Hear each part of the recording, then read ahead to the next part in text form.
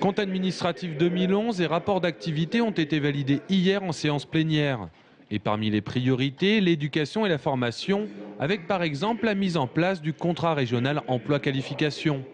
Et c'est vrai que le secteur sur lequel je travaille beaucoup, sur la formation professionnelle et l'apprentissage, on a pu voir là concrètement ce qui a été fait sur l'année 2011, qui a porté d'ailleurs ses fruits. Donc on est plutôt content de voir cette année 2011 se terminer d'une belle façon pour la région Centre. Autre sujet abordé, les transports et en particulier les soucis dus au cadencement des trains. On pense notamment à la ligne Tours-Orléans.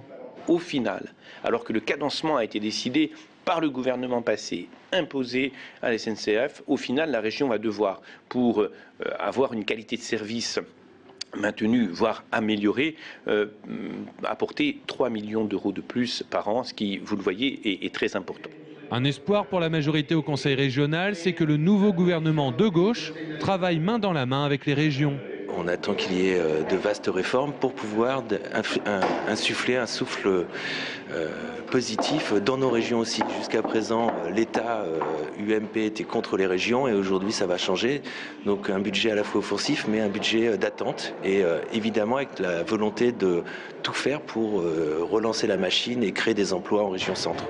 Maintenant que les majorités présidentielles, parlementaires et dans la grande majorité des conseils régionaux sont concordantes, le Parti socialiste et ses alliés seront comptables devant les citoyens des bons ou des mauvais résultats en matière d'emploi.